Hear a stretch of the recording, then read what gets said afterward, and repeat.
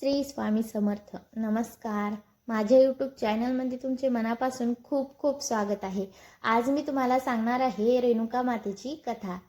रेणुका म्हणजे एकविरा आणि एकविरा म्हणजे रेणुका असा उल्लेख पुराणात सापडतो.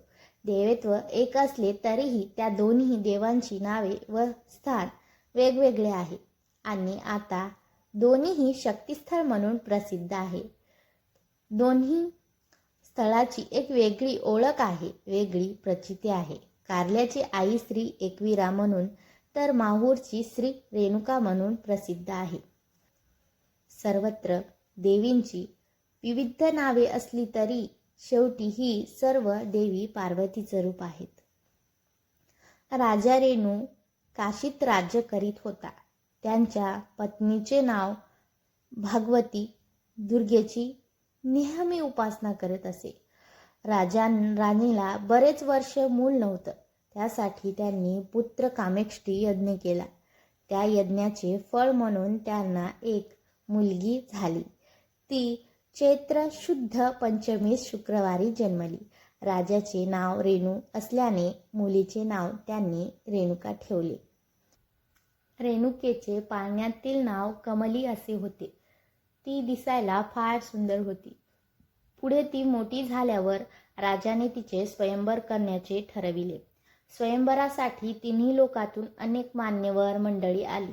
अनेक राज्ये महाराजे त्या सोहळ्यासाठी उपस्थित झाले.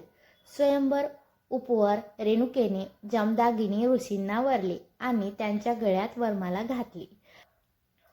रेणुकेला 5 मुलं झाली. त्या 5 नावे रुमावंत, सुशेषा, वसु, विश्वासू आणि परशुराम अशी आहेत. एका दिवशी रेणुका नदीवर गेली. तिला तिकडे चित्ररथ नामक गंधर्व आपल्या प्रियसीसोबत जलक्रीडा करताना दिसला. ते अतिशय मादक दृश्य पाहून माता रेणुका हरवून गेली. तिकडे ऋषी जमदागिनी रेणुकेची बराच वेळ वाट पाहत होते. आपल्या पतिव्रता पत्नीला का उशीर झाला म्हणून शंकाकुल ऋषी जमदागिनी त्यांनी अंतर्ध्यानाने पाहिले. घडलेला प्रसंग त्यांच्या ध्यानात आला. त्यामुळे त्यांचा राग अनावर झाला. ते संतापले. त्या अपराधाची शिक्षा म्हणून जमदागी ऋषींनी रेणुकेस आईस ठार मारण्याची आज्ञा आपल्या 4ही मुलांना केली. 4ही मुले मातृभक्त असल्यामुळे त्यांनी आज्ञा नाकारली. त्यामुळे जमदागिनी आणखीच चिडले. त्यांनी आपल्या 4ही मुलांना श्राप देऊन जाळून भस्म केले. तेवढ्यात बाहेर गेलेला परशुराम तिथे आला. त्यांनी झालेला प्रकार परिस्थिती बारकाईने पाहिली आणि रामाने वडिलाची आज्ञा शिरसावंद मानून आपल्या परशुने आईचे धड वेगळे केले. परशुरामाने केलेल्या धाडसावर ऋषी खुश झाले. त्यांनी परशुरामास वर मागण्यास सांगितले. आपल्या आईवर आणि भावंडावर असलेल्या प्रेमापोटी त्यांनी आपल्या आईस व भावंडांना जीवनदान देण्यास सांगितले. परशुरामाची विचारशक्ती ऋषींना आवडली. त्यांनी परशुरामाची इच्छा पूर्ण केली. मृत्यूबंधू जिवंत झाले, मात्र रेणुकेचे मस्तक छिन्न विछिन्न झाले होते. त्यामुळे परिस्थितीचे मस्तक जोडून रेणुकेस जीवनदान दिले. या त्या कार्याची नोंद साऱ्यांनीच घेतली म्हणून परशुराम हे नाव लौकिक झाले. रेणुका आपल्या संसारात पुन्हा मग्न झाली. रेणुकेस एक बहीण होती. तिचा नवरा सहस्रार्जुन हा नर्मदा नदीच्या काठ्या महिष्मती नगरीत राज्य करीत होता. एकदा सहस्रार्जुन राजा सैन्यासह भ्रमती करीत असताना त्याला भोजनाचे आमंत्रण ऋषी जमदागिनीने पाठविले. राजा व राजाची सेना थकून आश्रमात आली. ऋषींनी त्यांचे स्वागत केले. आश्रमातील पंचपक्वान जेवून ते तृप्त झाले. राजाला जेवण खूप आवडले. त्यांनी चौकशी केल्यावर कळले की आश्रमात कामधेनू गाय आहे. सहस्रार्जुनाला कामधेनू गाय मिळवायची होती. त्यामुळे ती कशी देणार हे शक्य नाही म्हणून सांगितले. जमदागिनी ऋषींनी ती खूप जपतप करून गाय मिळवली होती आणि ती कशी देणार ते सांगितले. राजा हट्टाला पेटला. मग त्याने आपल्या सैन्याच्या जोरावर युद्ध करून कामधेनू गाय मिळवण्याचा प्रयत्न केला. परंतु कामधेनूच्या शक्तीने आश्रमवासियांनी सहस्रार्जुनास पिटाळून लावले. राजाने तेथून पळ काढला, पण त्यामुळे राजा खूप चिडला. राजाचा झालेला पराभव त्याला सहन होईना, म्हणून डाव धरलेल्या सापासारखा राजा सहस्रार्जुनाने जमदाग्नी ऋषींच्या आश्रमात अचानक हल्लाबोल केला. अचानक झालेल्या हल्ल्यात ऋषी जमदाग्नींचा वध केला. नंतर मेहुनी रेणुकेवर 21 वार केले. त्यावेळी परशुराम तिथे नव्हता. परशुराम आल्यावर त्याला जे दृश्य दिसले ते फार विचित्र होते. आश्रमाची पडझड झाली होती. सर्व परिसर अस्तव्यस्त झाला होता. तर एका बाजूला जखमी आई तर दुसऱ्या बाजूला पित्याचे प्रेत पाहून परशुराम निशब्द झाला.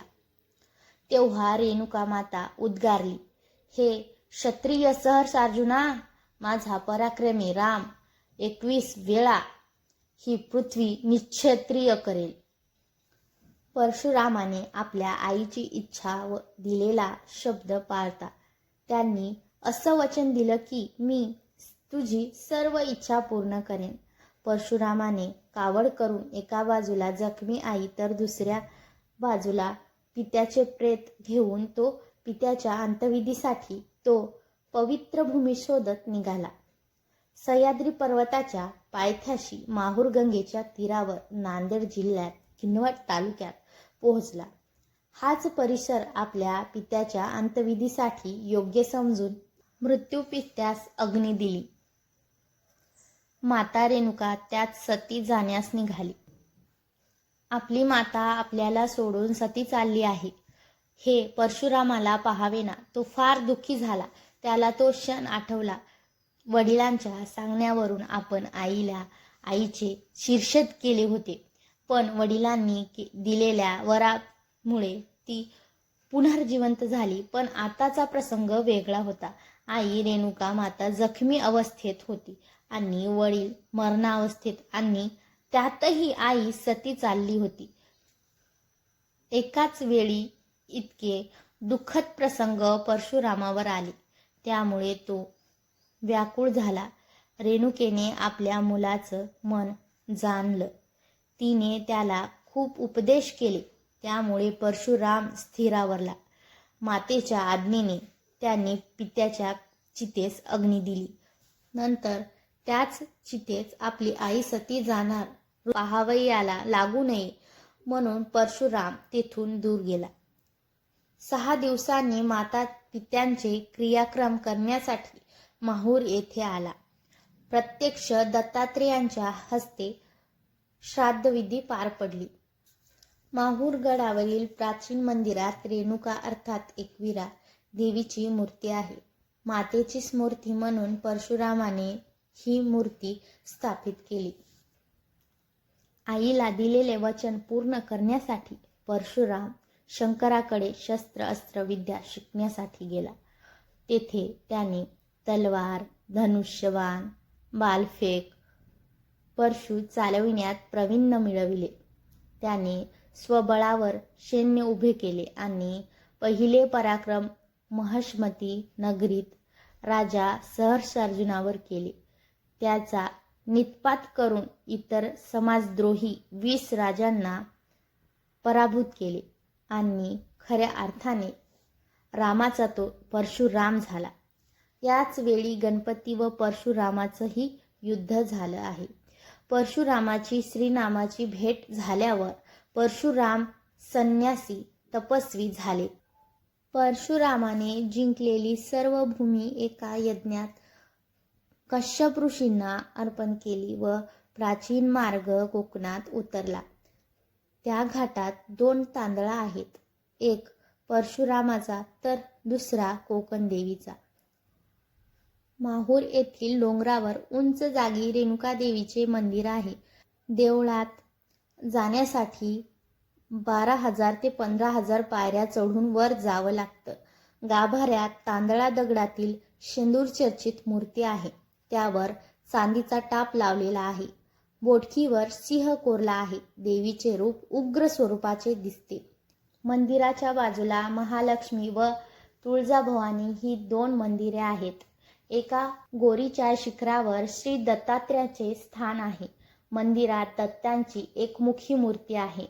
बाजूला तीर्थ नावाचे कुंड आहे. तेथेच परशुरामाने आई वडिलांची अंत्यक्रिया केली असे सांगतात.